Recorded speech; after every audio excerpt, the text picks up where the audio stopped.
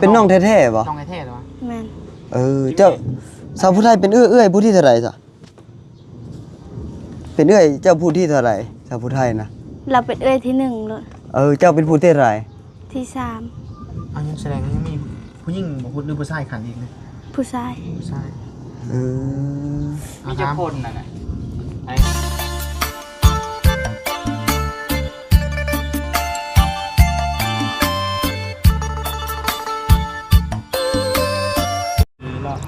สบายดีพี่น้องป้องไปเบิร์ดจุกุทุกคนยินดีต้อนรับเข้าสู่ช่องเบาใจเนาะมื้อนี้เบาใจมาทางเขตเมืองเชโปนมาตามหาสาวผู้ไทยพี่น้องมีคนถามหาสาวผู้ไทยหลายเนาะก็คือมีหลายอันหลายอย่างอะไรพี่น้อง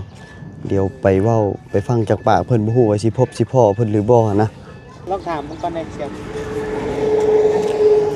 สบายดีน้องชายสบายดีครับอันใช้เฮือนเอื้อยผู้ไทยครับนี่หลังนี้หลังนี้บ่หลังนี้บ่เพื่อนสาวผู้ไทยนะหลังนี้นี่บ่หลังไงนี่นี่หลังตัวนี้โอ้เข้าใจผิดหลังตัวนี้เพื่อนสาวผู้ไทยเพื่อนหลังไงนี่บ่แม่นบ่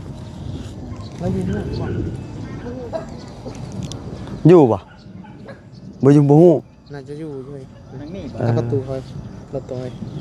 น่าจะอยู่เดี๋ยวไปหาอันนี้น่าจะเป็นเพื่อนสาวผู้ไทยเดี๋ยวไปเบิ่งนำกันพี่น้องเรามาอยู่แถวๆนี้เนาะเราบ่เคยมาจากเทื่อนะพี่น้องเดี๋ยวไปเบิ่งนำกันมากับบอบบิลลี่แล้วก็ก๊อปปี้ไปดีพี่น้องนี่แหละเฮือนหลังนี้อันนี้เฮือนพ่อเฮือนแม่ล่ะบ่เฮือนพ่อแม่ดิก็นี่เฮือนพ่อแม่เนาะไปถามเบิ่งว่าสิพ่อเราบ่เดี๋ยวไปเบิ่งพี่น้องเอ้ยแต่เก่าเราอยู่บ้านวังคูนแล้วบัดนี้เราน่าจะเลิกลากันกับผัวบ่อันนี้เขาก็พูดจักอันนี้ได้ฟังข่าวๆซื่อๆอันนี้เด้อข่าวๆจากไทบ้านเพิ่นเว้าสู่ฟังเดี๋ยวมาถามเบิ่งว่ามันแม่นหรือบ่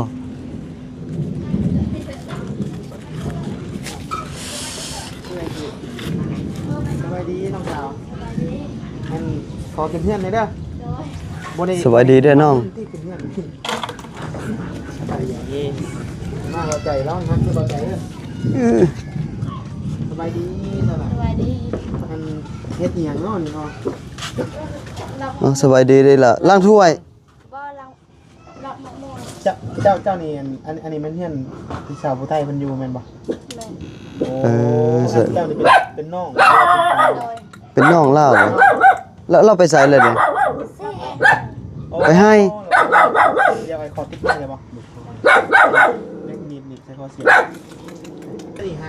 มาฮอดเฮือนฮอดซ่านสาวผู้ไทยแล้วนะพี่น้องเดี๋ยวสิไปถามเบิ่งน้องเพิ่นว่าสาวผู้ไทยไปทางใดเดี๋ยวสิมาสอบถามเบิ่งมันเป็นแนวใดอันนี้บ้านลาวเนาะของสาวผู้ไทย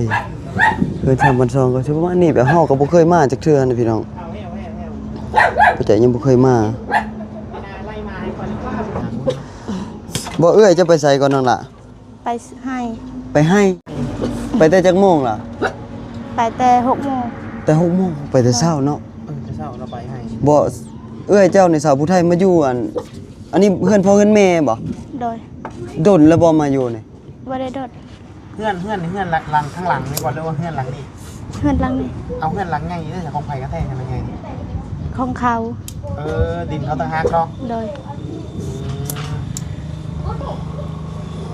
เฮ็ดได้สิพ่อเราน่าจะบ่ได้พ่อดอกมื้อนี้เนาะมื้อนี้คือสิบ่พ่อเนาะแต่ว่ากระทันจะมาแล้วก็เดี๋ยวจังสอบถามน้องในเบื้องต้นก่อนเนาะหน่อยนึงถามน้องก่อนอันนี้เจ้าเป็นน้องผู้ทิศกับเราบ่ทิศกันกับสาวผู้ไทยบ่จักเจ้านั่นอย่าเป็นน้องแท้ๆบ่น้องแท้ๆเหรอแม่นเจ้าสาวผู้ไทยเป็นเอื้อยผู้ที่เท่าไหร่จ้ะเป็นเอื้อยเจ้าผู้ที่เท่าไหร่สาวผู้ไทยนะเราเป็นเอ้ยที่1เลยเจ้าเป็นผู้ที่เท่าไหร่ที่3ยังแสดงยังมีผู้หญิงบ่พูดหรือผู้ชายขันอีกนะผู้ชายมีเจ้าคนน่ะผู้ชายนั้น2 คนแต่เสียแล้วคนนึงผู้ชาย2 คนเสียผู้นึงโดยบัดนี้หาเหลือจักคนอีกล่ะยังเหลือคนเดียวโดย ก็เหลือ3คนกับเจ้าเนาะ อันแสดงว่าเรือเจ้ากับอันชาวผู้ไทยนำบ่ กับอ้าย กับไม้เรือ3คน เจ้ากับอ้าย โดย อืมอันแล้วบัดนี้พ่อกับแม่อยู่เฮือนนี่เพิ่นไปไสนี่ ไปให้นะ ไปให้หมดเลย โดย นอนนํกันอยู่ทางในเลยบ่ นอนอยู่เที่ยงเลย นอนอยู่ให้แหละ นอนอยู่เที่ยง โดย ลม อันนี่ล่ะอันเจ้านี่จักปีกว่าเจ้านี่ 14 14ปีแล้ว โดย 14 ปีชื่อในใดล่ะเจ้าชื่อในใด ซื้อลิง ลิงน้องลิงเนาะ แม่ น้องลิงเนาะ สิได้เอิ้นน้องถือกันนะ น้องลิงเนาะเว้ยแล้วเจ้าของเฮียนอยู่บ่น้องลิง บ่ เอ้าเป็นหยังคือบ่ของเฮียน เอ้ยแบบพ่อแม่ไปแล้วบ่มีไฟเผาเฮือน พ่อแม่ไปเฮ็ดแยกแล้วบ่มีไผเผาเฮือน โดย แล้วก็พอเพื่อนแล้วก็เริ่มบ่ได้ไปโรงเรียนเลย เนาะ โอ้แต่ก็บาป เป็นก๊อปไม่ใช่ อย่าเลยล่ะเด้อ โดย แสดงว่าอยู่เพื่อนผู้เดียวบ่เนี่ย แม่น บ่หลานน้อยเด้ผู้หนึงอยู่นำแม่นบ่ บ่แบบลูกสาวเลยลูกของสาวแม่น สิกินข้าวบ่หรือสิเฮ็ดหยังให้เก็บมะม่วงมา เป็นเมียง กินเมี่ยง โดย มื้อนี้คันช่วงว่าคือเขาเจ้าออกไปให้คือเนี่ยอันอยู่อันกินนี่เพิ่นแบ่งไว้ให้บ่ บ่มี ฮะ อยู่ให้ก็เก็บผักกิน อยู่ให้เก็บผักกินต่างหาก แม่น เออ บ่น้องไอ้อยากถามนิดนึงอันเอื้อยเจ้าสาวผู้ไทยนี่เราก็สิมาบ่ตอนแรกนี่ มา เราน่ะเที่ยวแต่พ่อแม่น่ะนอนพุ่น แม่น เราเที่ยวมาผู้เดียวบ่ กับอ้าย กับอ้าย อืม โดน มัน เรามาอยู่นี่นะ ประมาณนั่นแหละ2-3ทิศนั่นแหละ เออ 2-3ทิศบ่ โดย คิดว่าดนอะไรลูกเราได้จ้ะหอมมาหมดบ่ แม่น ลูกตอนนี้ลูกเราออกไปให้นำกันหมด แม่นลูกเราบ่อยากอยู่ทุกใครให้ตลอด โอ้เจ้าตี อยู่ เจ้าตีบ่บ่บ่ยอม ถ้ามัน ซื้ ดื้ อ อก็ตีแหละ ทำตีก็ตีแล้วมันนะอืม ซื้อแท้แล้วในใดบ่เอื้อยจันสาวผู้ไทยนะ แอะ ซื้อแอะเนาะ โดย บ่รู้ชื่อแล้วเลยนะ ชื่ออะไร อันเบิ่งเฮ้ยให้น้องลูกไปนั่งบนแจงบ่มันหย่อนแจงบ่แจงอยู่บ่ ลงลุ่มได้บ่ล่ะ ได้ หาบอลนั่งอยู่ลุม ลงลุ่มก็ได้เนาะ เดี๋ยวว่าเราจะหามีให้หยังไว้ให้น้องต้มมีบอลนั่งบ่ให้น้องนั่งครึ่งหรือบ่หรือว่าเฮายืนอยู่ลุมบ่อันให้เพิ่นลงมาตารางไปหน่อยเพราะว่าอยู่เทิงมืด ไม่ก็สิฮัก ชื่ออันชื่อแท้เอ้ยเจ้าชื่ออะไรกองงานนี่ก็ แอะ และ แม่น เราอายุจักปีวะเรานะเราอายุจักปีเอื้อยจะอายุจักปีล่ะ จัก บึกน่าจะบ่หลายปานใด เจ้าสี่ประมาณนี้ น่าจะบ่หลายปานใดแล้วเรานะ ไทย แต่เราเอาผัวแต่น้อยพุ่นบ่ แม่น เออ เราได้ลูกสองบ่ ลูกซองแบบเสียแล้วลูกเราผู้หนึง เอ้าเสียเหลือผู้หนึงบ่เด้นี่ แม่น เสียตอนใด โอ้ยแต่โดนเลยเสีย ผู้ใหญ่หรือผู้น้อยเสียนี่ กำลังออกมือตะบิดรถอันนี้เรา แสดงว่าเราได้ลูกใหม่อีกบ่จ้ะ แม่นได้ลูกใหม่อีก เอ้าบ่ตะกี้ตอนเฮาเจอคือว่าเรามีลูกสองคนแล้วตอนนั้นอยู่ คนหนึงติ คนหนึงบ่ คนหนึงเนาะตอนนั้นเนาะ แม่น ลูกเราเกิดใหม่เราเสีย เสียอยู่บ้านเขาเจ้าคนบ่หรือว่าเสียอยู่ที่ไหน เสียอยู่บ้านหญ้าเราแหละ บ้านย่าเรา แม่น เรามาฮักก็มาอยู่พี่ได้ประมาณอาทิตย์หนึงบ่ โดย กลัวที่อาทิตย์โดนแต่โดนได้เห็นเรา บ่แบบเราตอนนั้นเรามาลิ้นแล้วเราเมื่อ2-3มื้อแล้วเราเมื่ออยู่เฮือน เดี๋ยวนี้ได้แต่เราเมื่อยอยู่บ่ บ่ มาอยู่พี่เลยได้คือ แม่น เราสิมาอยู่พี่เลยบ่เลยว่าเราเที่ยวไปเที่ยวมาลิ้นซื่อ มาอยู่พี่เลย ๆมาอยู่พี่เลย เห็นเราเห็นเฮาอยู่นะเห็นอยู่1033ที่กัน3กันเราก็บอกว่าสิมาอยู่พี่เลยเหรอ บัดนี้บัดผัวแล้วได้ซะ ผัวเราป้ากันแล้ว เราป้ากันแล้วบ่ใจล่ะผู้ได้อยู่นํกัน ติดคุก บ่แม่นว่าตั้งป้ากันเนาะเราติดคุกเนาะ โดย เขากับบริพิษกันบ่เขาบ่ได้ป้ากันกันนัดซ้ำป้าเนาะ ติดโดนหมดเลยติ โอ้ยได้แล้วประมาณปีหนึ่ง เอ้าคนละอย่างนะเสี่ยวมันก็พูดว่าเบิ่งเข้าไปมื้อนั้นมันคุ้นตอนน่ะบ่ได้โดนนั่นก็ยังเห็นผัวเราอยู่เนาะ หรือว่าตอนที่ผัวเราติดคุกแล้วเราอยู่เฮือนผู้เดียวบ่แต่เก่า แม่น แสดงว่าโดนเติบแล้วซะเนาะ อยู่คนเดียวที่โดน อันนี้ก็ถ้าเบิ่งข้อมูลตามความจริง เวลาพ่อเราสิถามอีกเทื่อนึงเนาะ เพราะว่าคือทางนั้น สาวผู้ไทยนี่หาเรามาอยู่พี่หั่นเอาก็คือว่าเราคือสิเอาลูกเอาเต่ามาอยู่นำเบิดแต่ว่าตอนนั้นน่ะที่บ่ผิดน่ะเรามีลูก2คนนะ ผู้หนึงเฮาจื้ออยู่ผู้หนึง บ่ต้องขึ้นทั้งเฮือนนะ ผู้หนึงตอนนั้นเนาะล่ะแม่นบ่ แม่นผู้เดียวนะ ลูกคนนึง ลูกเราผู้เดียวนึงใด ผู้นึงฮะสงสัยจะเป็นลูกอันกลางเฮือนนั่นซั่นที่ว่ามักไปเฮือนเรานะ เกิดใหม่ครับเสียข้างนอกจนได้จักมือลูกผู้เสียนะ กำลังยังอยู่หาท้องอยู่ เออ แบบเราสลูเด้ เราสิรู้ลูกแทงลูกหั่นน่ะ เราเฮ็ดเวียกหนักอยู่เลยโอ้เราเฮ็ดเวียกหนัก แทงต้นมาเด้อ หลาน หลานบ่ แม่น ชื่ออะไรน่ะ ปุ๊ก ปุ๊ก แม่น อะปุ๊กมาพี่ลาพี่มายืนน้ำเอื่อยพี่มาโอ้ยนางแนมตาเขาเมาอยู่เราหูกว่าไหม บ่คนผู้ไทยสลายก็สิฮู้ความ เอาสบายดีล่ะ สบายดีได้หลายไหม โอ้ความจุกเสียได้ใจเอ้ย บ่ย่านบ่ล่ะ บ่ ผู้นี้ในเขาเฮียนมันบอกผู้นี้ แม่นเฮาเฮียนแล้ว เดี๋ยวทวนชื่อใหม่เจ้าชื่อลิงเนาะ แม่น เจ้าชื่อแอะ มันคือต่างกันแต่เอาลองไล่ดูว่าไอน้องจะคนน่ะซื้อในไหนแน่ พร ก่อน สิแก้ว บ่ไล่แต่ผู้ใหญ่ก่อน อะไรแต่ผู้ใหญ่หรือผู้น้อยเฮ้ย ไล่แต่เทิงลุ่มๆล่ะ ผู้ใหญ่ก่อนเอาแต่ผู้ใหญ่ก่อน แอะ สิแก้ว สแก้วต่างกันแล้วนี่ต่างกันแล้วแม่กับสแก้วนี่ต่างกันแล้ว พร พร ลิง ลิง มัน เจ้าลูกหล่า มันสิว่าอะไรซื้อ คนละขั้วคนละองศาเลยนะ มันแบบมันบ่ได้ ผู้หนึงอยู่เหนือผู้หนึงอยู่ใต้ ปกติลูกหลายคนเนี่ยก็จะซื้อคล้องจองกันคล้าย ของเฮาพระอินทราบดินาวิไลพันธ์ไว้รักคำหักอหยังมันได้ไล่เลี้ยง ปกติเขาใช้ซื้อคือแบบว่าซื้อแบบไล่กันเลยนะอันนี้บัดซื้อต่างแบบบวกลบมันเลยบวกลบนะ ละขั้ว แต่ว่าอ้ายเจ้าแบบอ้ายน้องเฮือนนี่ก็มีคนมีครอบครัวเพิ่นแล้วบ่หรือว่าแต่ชาวผู้ไทยนะบ่ แม่นชาวผู้ไทยกับสิแก้วหั่นแหละมีเอื้อย2 คน เอาบ่เอิ้นชาวผู้ไทยซะเอิ้นชาวแอะซะหน่อยเนาะเอาซื้อใหม่ซะซื้อใหม่แต่ว่าซื้อ เป็นคนใหม่อะเนาะ จะเป็นคนใหม่ชาวแอะ สาวแอะ และผู้อื่นก็ยังบ่ทันมีครอบครัวแม่นบ่ แม่น โอ้ยังทันได้ แสดงว่าเราเอาผัวแต่น้อยพุ่นเนาะ โดย อันนี้ฮะเป็นเฮือนพ่อเฮือนแม่ของพี่เจ้าแท้ๆบ่หมอ แม่น อยู่กันหลายปี พ่อ แล้ว เป็น เนาะ แม่เนาะ อยู่ก็ต่างกัน แถวนี้เนี่ยเป็นบ้านผู้ไทยได้เนาะ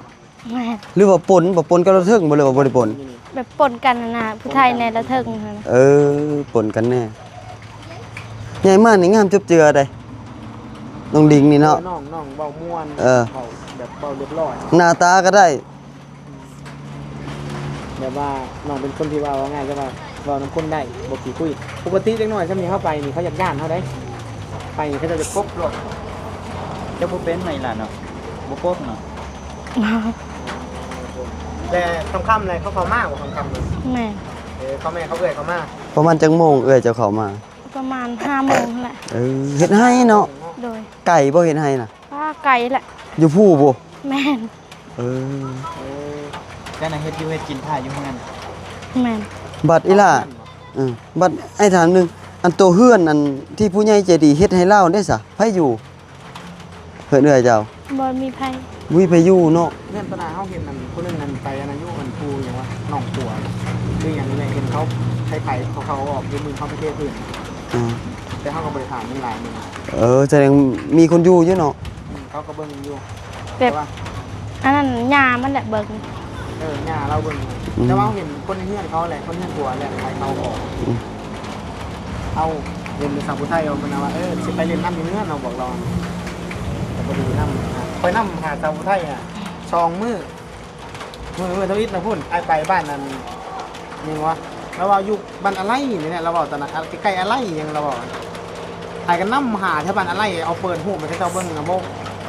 เขาบูจักเนาะ นี่เป็นหูจักเลย วิลลี่เคยถาม คนนึ หาง ว่าอยู่บ้านชั้นแรกอีกบ่นี่ บ่ เอฟซีเขาบอกอยู่บ้านชั้นแรกเฮ้ยเป็นอยู่บ้านชั้นแรกพวกเราเห็นพันกล่องอยู่บ้านชั้นแรกเกือบไม่ไปบ้านชั้นแรกอีก คนละที่อีก วันนี้ผู้นึงวันนี้คนพื้นที่คุณบอกว่าเฮานี่อยู่ใกล้ๆกันนี่เราอยู่บ้านอันนี้เลยว่านี่แหละก็ขี่รถลงไปข้อนี่แต่เห็นรถว่าบ่ทันได้ฮอดบ้านอะไรดอกจังว่าพากันนํไปนํมาจังว่าพอมากกับบ่ทันฮู้อยู่ได้มาเงินเสาไทยในหลัง ถามเด้อสังเกตหลายเถื่อได้ไปถามหาเฮือนคนไปถามกับตัวเฮือนเขาโลด เออ จอดรถที่เฮือนเขาแล้วก็ถามเขา เพื่อนเขาเลยถามเพื่อนเขาเลย มันก็ยังงึดได้มันก็ถึกปานนั้นบ่ คือแบบแน่นแล้วเนาะ มันได้มันขนาดนั้น คันเฮามีข้อมูลมาก่อนใคร อยู่สองคนนี่หันแสดงว่ามื้อนี้หันบ่ได้ไปใช่แล้วเผาเพื่อนกันเนาะ แม่น อืม เวลาครับลานบ่มาลิ้นนำกะอยู่ผู้เดียว กันลานมองมานี่นั่นแต่ก็อยู่ผู้เดียว แม่น อืมอันนี้หาหลานเนาะเพื่อนอยู่ใช้หลานนี่ เพื่อนเราครับ หลังไงนะ บ่นี่ลังน้อย หลังก็ เอ ได้ อเฮือนหลังนี้ ๆแม่น ได้เงินเรา นี่เด้อ นั่นน่ะ เอาเงินหลังนี้บ่ แม่น หลังตุ๊กตุ๊กป้าบางนี่ เด้อ เนี่ยคือว่าเงินขาดอยู่เขาแนมอยู่กินเงินตัวนี้นะเออ ฝนก็ดันมาตก อันจะอยู่จะคนไม่ใช่ไหมหลังเลยโอ้เงินเพิ่นอยู่นี่บ่ เอ แส อ ดงว่าคุ้มนี่พี่น้องกันเบิดบ่ล่ะ แม่น พี่น้องกันเบิดนี่เฮือนของผู้นี้ก็เป็นลูกหลานกัน ลูกหลานของพระเจ้า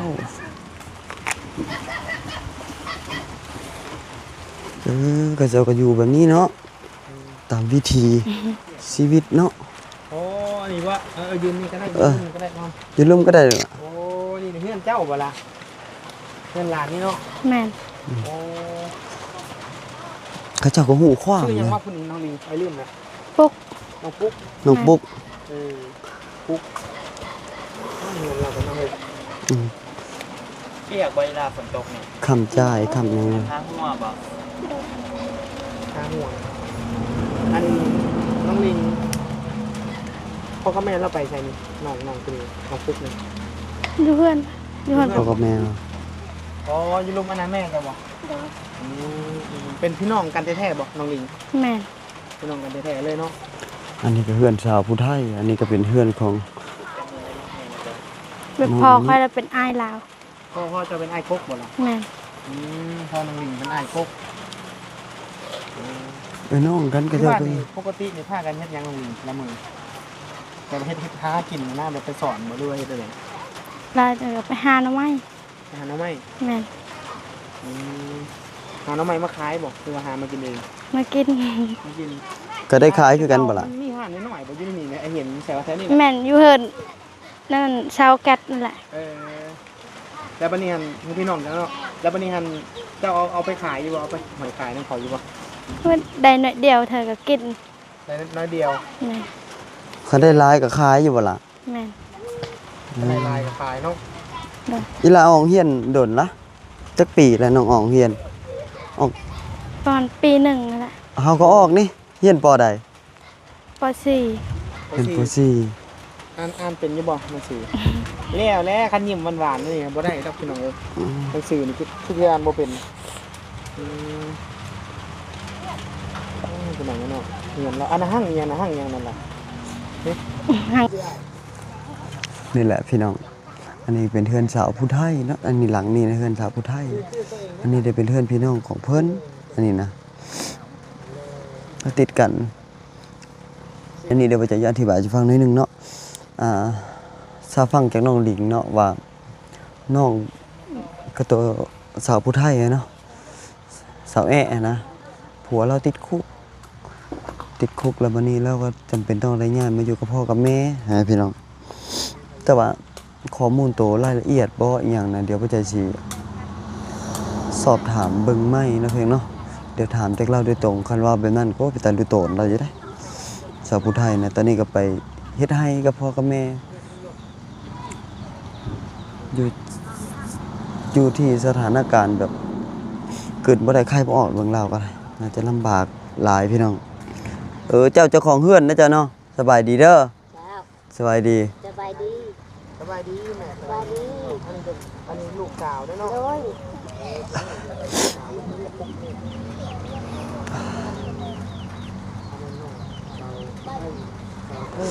ชื่อบริคือกัน อันนี้น้องหลิง มาพ่อนอีก แนวใหม่เลย อยู่ในน้ำตาประมาณนี้เนาะ กินข้าวกินน้ำกับหยัง บ่เจอซ้ อีหล่ามื้อแรงนี่กินข้าวกับหยังบ่เจ้ากินข้าวกับหยังล่ะ กินข้าวกับแจ่วดูกั ข้าวกับแจ่ว แม่น เดี๋ยวจะมาสิเอาของกินให้เด้อจะหน่อยเด้อ โดย เดี๋ยวจะให้เอาของกินให้น้องลิงบ่อยากเข้าโรงเรียนต่อบ่น้องลิงนี่ ก็อยากเข้าแต่พ่อแม่บ่ให้เฮา พ่อแม่บ่ให้เข้า แม่น อู้ตะกะบาป พ่อ เนาะ แม่ไว้เขาค่าแบบพ่อแม่ไว้เขาเฮียนนี่แบบก็หมายว่า แบบ ค่าเขาเฮีย นึ่งข้าวก็บ่มีไผนึ่งเข้ามา มาตรงเรียนก็นึ่งข้าวก็เมื่อย แบบบ่มีคนเฮ็ดเวียกจังซี่ บ่มีคนเฮ็ดเวียกคือประมาณแบบพ่อแม่มาแต่ให้แต่สวนก็จะกินข้าวเลยเมื่อยเด้คันน้องลิงไปเข้าโรงเรียนบัดเพื่อสิเลิกโรงเรียนมาแต่งอยู่คู่กินก็เป็นบ่ล่ะ เป็น เป็นอีกเห็นบ่เป็นเบิดได้ คือว่าเราเรียบร้อยแล้วเนาะมันคือต่างกันกับเอื้อยใช่ซั่นเอื้อยบ่คืออัน เว้าเป็นแล้ว เอื้อย ลูก ป้าบ้านน้องคือเรียบร้อยแท้เอาคนละพ่อบ่ คนละพ่อไว้ล่ะ จัก แล้ว เอาแม่นบ่คนละพ่อแม่เดียวกันแต่พ่อจะต่างเพราะว่าสมุนไพรบ่คือเล่าแต่ว่าบ่ใจ แม่นบ่คือ กันเลยผู้นี้สิดังหน้าทางดังคมกว่า ร้านใครกินขี้ อันนี้ร้านเจ้าแท้ โอ้ไปถามเด็กน้อยก็บ่ฮู้ดอกเนาะเรื่องมันนี่เนาะ เราเฮ็ดผู้ใหญ่ หาก็เกิดน้ำหลังนี่หาก็อายุ14 ปีแม่นไว้ล่ะ โดย นั่นคนช่วยนั่นคนบ่ฮะ เพราะเราบ่ฮู้แล้วนี่เนาะ แล้วบ่ฮู้ดอกเด็กน้อยก็บ่จักดอก แสดงว่าเฮือนตอนนั้นก็เป็นพี่น้องกันบ่ตะลุมนะ แม่น พี่น้องกันเบิด ลุมนี้เป็นพี่น้องกันหมดเลย แม่น ทำไม่น้องที่คอยเดือน ตามไอ้น้องบ่ เอ้ย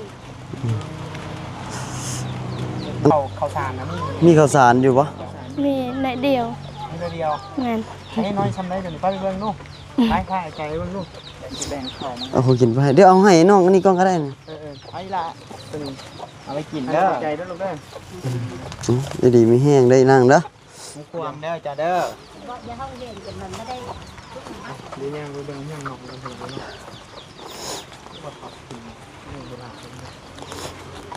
ตอนรู้โตนเขาเจ้าอยู่นะ ต่างกันเนาะเราก็สาวไทยบ่คือกัน คนละโคกกันเลยภาษาพุทธไทยปัด บ่คือกันเด้ ค่อนข้างจะสร้างเว้าสร้างว่า ตั้งว่าเป็นครอบครัวเลยเป็นว่าเป็นแต่ว่าลูกคนละพ่อเลย ก็สิฮู้ เดียวกันแต่ว่าบ่เคยว่าบ่คือกันสาวไทยยกได้มันยังลายแห้งบ่หรือว่าน้อยเดียว ในเดียว เพราะวันจักโลเลยล่ะ จักละ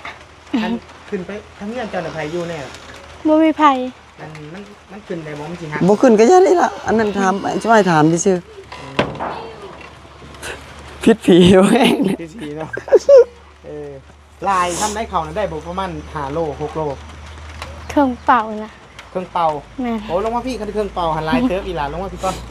คันเครื่องเป่าหันลายเติบ ช่วยสิเอาให้ถึกของให้ ที่ได้ทานข้อมูลก็ได้เอาให้ถือก่อนยังประมาณเครื่องเป่าเนาะ เพิ่นยังได้กินอยู่เดียวมื้อหน้าเดี๋ยวเฮามาเฮานัดเจอกับอันสาวแอะก่อน สาวแอะ เจอสาวแอะก่อน เดี๋ยวเจอสาวแอะก่อนเดี๋ยวค่อยเยี่ยมยามทำข้าวเดี๋ยวค่อยถามอันนี้เพราะว่าน้องลิงก็เรายังเป็นเด็กน้อยนี่ล่ะเนาะ แม่น เดี๋ยวบ่ทันฮู้หยังดอกสำนี้ คือเล่ากับอันนี้ก็ถือว่าลูกอะห่างๆกันแน่นะไอ้น้องเล่าสิบ่ได้อยู่น้ำสาวแอะในดนแล้ว แม่นเอื้อยเจ้าไปอยู่กับผัวแต่เจ้ายังน้อยบ่ล่ะ แม่นแต่อายุ12 ปี ฮะ2 ปี 12 เจ้าอายุ12 ปีบ่ แม่น เดี๋ยวนี้ที่ไกล 14 โอ้ย2 ปีบ่ได้โดนจ้ะเฮาก็ออกไปนี่จ้ะเนาะก็เอาผัวนี่บ่จ้ะ หัก แล้ว เอา เขาก็เอาผัวนี่แสดงว่าเนาะ แม่น ก็บ่โดนประยุนกันโดนเติบอยู่ มื้อนั้นน่ะเฮาน่ะบ่จื้อเพิ่นพี่น้องเอ้ยถ้าอันเพิ่นไปทักทายเฮาสบายดีเพิ่นว่าเฮาก็ยืนเสยแล้วเนาะหมู่จักกันเพิ่นว่าเจ้า เฮงเต็กเป็นผู้สาวอีกเนาะ เจ้าบ่จื้อเฮาบ่ ย่านนะเด้อ ป็ผู้สาวเลยบัดนี้เฮาบ่จื้อเราเลยบ่จื้อเลยจักดีเลย แม่นยิ่งมาทักนี่เฝ้าหนีคือกันได้เฮาก็ได้ เอายันเทื่อว่าผู้บ่าวเขาเข้าใจผิดบางเทื่อเขา แม่น เฮาบ่จื้อเขาเด้ เราพันยางว่าทักเฮาว่าบ่จื้อแล้วนะจะบ่จื้ออีหลีบ่ยังเน้นอยู่เด้เฮาบ่จื้ออีหลีก็จื้อก็เว้านำแล้วว่ะไปเจอกันอยู่อันนั้นเพราะว่าบ่ลืมคนไหนก็บ่กล้าเว้านำเลย มันคือกันแล้วบ่กล้า แสดงว่าเจ้านี่เป็นผู้เฒ่าเฮือนเนาะถ้าสิบอกง่ายๆ แม่ เนาะ น แม่ครัวพร้อมเนาะ ในครัว แต่งอยู่พวกกินทุกสิ่งทุกอย่าง เป็นอยู่พวกกินไปเฮ็ดเวียกในเฮือนแทนมันซะเขามาแต่พุ่นนี่หนึ่งข้าวหนึ่งน้ำคือจะประเภทไปแล้วเนาะ แม่น แต่อาหารตอนเพลนมื้อนี้มีหยังแน่คือปลาให้กิน บ่มี บ บ่มี โดย กินนี่ยังกินจับแจ้วนี่บ่ล่ะ แม่น เออ แสดงว่านี่พอดีเลยจ้ะอันได้มีได้ปลากระป๋องไว้กินพอดีเลย โดย มีกระปลากระป๋อง ไม่ได้นี่เอาไว้กินเด้อ ขอบใจเด้ออ้ายเด้อ เอาไว้อยู่ไว้กิน อันนี้พื้นฐานก่อนเบื้องต้น เดี๋ยว ของอันผู้ใหญ่เป็นผู้ใหญ่ใจบุญทางบ่ใจกับทางอ้าย ขอบใจเด้อผู้ใหญ่ใจดีเด้อ ขอบคุณคือกัน ดูคุณทางผู้ใหญ่ใจบุญเพิ่นเนาะ เพิ่น ให้เพิ่นให้เบิ่ง ซัพพอร์ตมา เนาะมาหาอยากจะบ่มีอันกินก็มานี่ แม่น ไม่ได้กินเกลือบรรเทาก็จะไปก่อนเมืองต้น กินตั้งแต่ประมาณ8 โมงเท่าปันนี้แต่บ่มีอาหารแม่น กินได้ข้าว โดย กินข้าวอยู่บ่เดี๋ยวนี้นะ หิวแล้ว มึงก็ไปต้มมีกินกันได้หลายเด้อ โดย ปลากระป๋อง จะกินยังก่อนมื้อเช้านี่ กินกับแจว กินกับแก้วแล้วล่ะ แม่น ข้าวจำแจ้ว กินมื้อพัก บ่ กินแต่เช้านี่ แม่น กินแต่เช้านี่ปานนี้ยังบ่ทันกินข้าวอยู่ แม่น มันบ่มีอาหารกินมาแล้วเนาะ แม่นละแต่บ่อยาก เขาเอามาให้เขาบ่ได้ฝากเงินมาให้ซื้อกินบ่ โอ้พ่อแม่ก็บ่มีเงิน พ่อแม่ก็บ่มีเงินคือกัน แม่น แบนมือบ่รู้หั่นขอเบิ่งมือหน่อยแบนมือดูอันนี้อีหยังไปพันพื้นมาบ่คือดำเนี่ย แม่น โอ้พันพื้น ฟันรัวฟันฟื้นนั่นเนาะ บ่หาพื้นหาหยังใครเป็นคนไปหาพื้นมาดังไผเป็น บางเถอก็เอ้ย มันเกี่ยวกับเจ้า แม่น โอ้แบบ แบกมาแต่หน้าพุ่นได้เนาะแต่ให้พุ่นได้หน่อยล่ะเนาะ แม่นแบะอยู่แต่ส่วนยาง เราอยู่สวนยางบ่ เอาอยู่ส่วนยาง ไปตัดเอาต้นสวนยางนี่บ่ แม่น อืมเขาก็จับหรือว่าจับต้นสวนยางให้เจ้า แบบมันหักได้ง่ามาหั่นแหละน้อยๆหั่นน่ะ ตัวใดมันฮักลุงก็เก็บเอา แม่น ไก่บ่ตัวนี้ฮักสวนยาง อ้อไก่แหละ ฮะ ไก่ เจ้าย่างไปบ่จนมือหรือว่าขี่รถไป โอ้ยยางไปแหละ ย่างเอา แม่น แบ แต่ ก ร มา ถพ่อแม่ขึ้นให้ พ่อแม่เอาขึ้นให้ แดงมาเจ็บป้าพ่อแม่ รถบนเฮือนเจ้าเลยเนี่ยบนในเฮือนจะรถจักรที่ว่าใส่เวียดในเฮือนเนี่ยคันเดียวบ่ แม่น เวลาเสาร์เอ็ดแล้วเมื่อช่วงเราสิเมื่อบ้านคุณจะเอารถคันนี้บ่เมื่อ แม่นบางเธอก็พ่อแม่ขึ้นให้เธอก็ยืมรถพี่น้อง ใส่น้ำมันไปเนาะ แม่น ยืมรถพี่น้องอ๋อสิเป็นพี่น้องนั่นเนาะครับอันนั้นไม่จ่ายเงินซื้อ พวกซีนพวกปลานี่ก็คือว่าง่ายซะบ่ได้กินเลยบ่ล่ะ โดย บ่มีเงินซื้อ แม่น แต่ก็บาปน้องเนาะ เราแบบ อยู่ผู้เดียว หากเล่าเรียบร้อยได้คนนี้ได้เราเว้าแบบคุณจักความนะเนี่ยห้องคนเดียวให้ทำตนบ่มาทำตนคนเดียว แล้วหูความ หูความเบาเจรจาน้ำผู้ใหญ่ได้พวกที่ซ้ำอย่างแน่ปุ๊บแล้ว อันนี้ก็ ไม่ใช่ว่าเดี๋ยวเขาใส่กับมือมาไอ้ซิมาไม่เลยต่อไม่ด้วย โดย เอาอันน้องลิง เดี๋ยวอ้ายก็สิได้มื้อละได้วันนี้นะเอาไว้มื้อหน้าพุ่นละอ้ายไปอ้ายมาอ้ายก็สิแวะแต่ว่าเฮาก็ช่วงนี้ก็น่าจะได้ขึ้นมาทั้งพี่คู่มืออยู่ แต่ว่าเสาแอ้เพิ่นก็ค่าเวียกแน่เนาะเขาสิว่าเนาะ โดย ค่าเฮ็ดให้แน่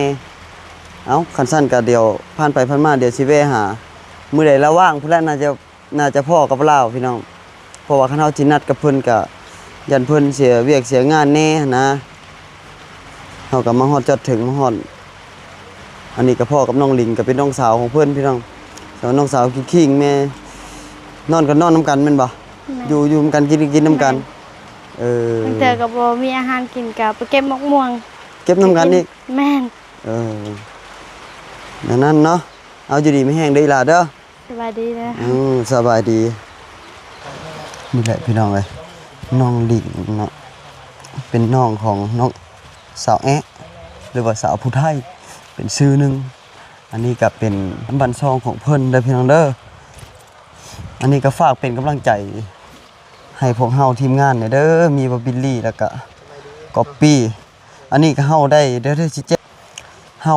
มี FC เพิ่นฝากเงินมาให้เฮาเป็นค่าน้ำมันน้ำมันคนละ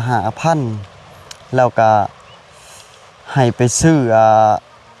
เครื่องซื้อของนะจำนวน 20,000อันนี้ก็ต้องขอบคุณหลายๆร่วมกันพอดีเป็น 30,000 เป็นชื่ออะไรครับ เพิ่นบ่ได้ระบุ โอ้ยบ่ได้ระบุชื่อ แม่นๆจะได้ก็ต้องขอขอบคุณขอบคุณ ขอบคุณทางผู้ใหญ่เพิ่นหลายๆเด้อพี่น้องที่ว่าเพิ่นส่ง เด้ มา อ เพิ่นติดต่อมาพอดีทางเบาใจก็เลยนั่งคุยกันก็เลยว่าช่วงนี้ก็ร่วมงานกับเบาใจไปเลยพี่น้องก็ซอยกันถ่ายคลิปไปเลยนะพี่น้อง แม่น แล้วก็ได้ไปซอยกันไป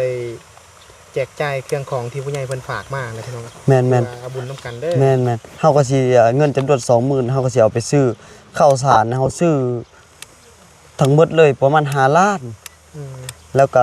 มีปลากระป๋องอหยังเครื่องกินแก้ไขในเบื้องต้นหั่นละ แต่ว่าเฮายังบ่ทันได้ซื้ออัน แม่ เบิดเนาะก็หมายว่าข้าวนี่ซื้อแล้ว ฝนมันตกนั่นเด้เมื่อกี้นี่ก็เลยบ่ได้ซื้อ พอดีเลยอันนี้คันเมียนบ่คักกับฝนตกกับเปียกบ่แล้ว แม่นเขาซื้อมันซื้อต้องซื้อได้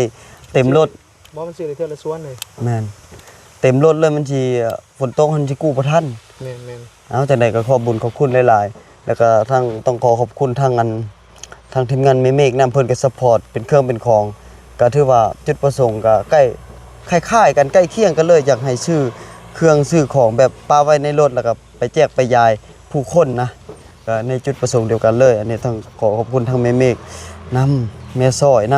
ำนานิกกี้หลายๆท่านทางเอ้ยตุนไอเป็ดอีหยังทางทีมงานเพิ่นหลายๆท่านที่ซัพพอร์ตเอาเข้ามาซอยเหลือจุนเจือกันไปขอบคุณหลายๆเด้อพี่น้องโอเค